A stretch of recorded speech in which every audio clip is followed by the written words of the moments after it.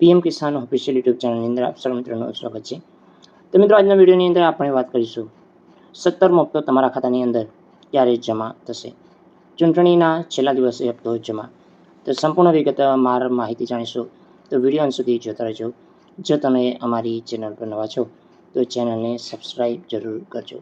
તો ચાલો મિત્રો આજનો વિડીયો શરૂ કરીએ।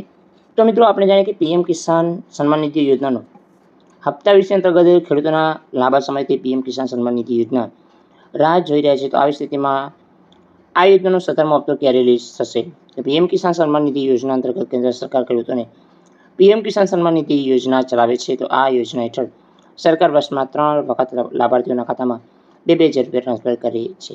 તો પ્રધાનમંત્રી કિસાન સન્માન નિધિ યોજના 16મો હપ્તો ખેડૂતોના ખાતાની અંદર ટ્રાન્સફર કરવામાં આવે છે। તો 17મા હપ્તાની રાહ જોઈ રહ્યા છે।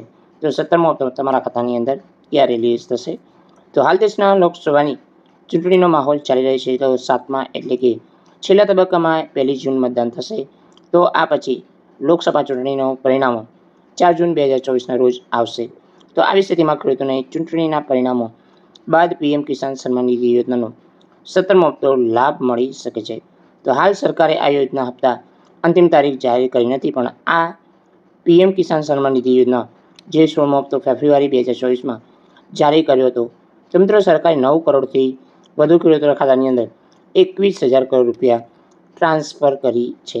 તે જ સમયે 15મા હપ્તાના નાણાં નવેમ્બર 2023માં બહાર પાડ્યા હતા।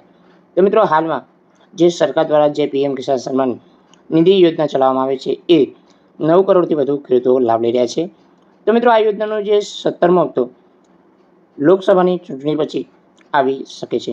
જો મિત્રો તમે હજુ સુધી KYC કરાવ્યું નથી તો તમે CSC સેન્ટર અને મિત્રો પીએમ કિસાનની ઓફિશિયલ પોર્ટલમાં જઈને પણ તમે KYC કરાવી શકો છો। તો બસ મિત્રો આજના વિડીયોમાં મિત્રો આટલું જ।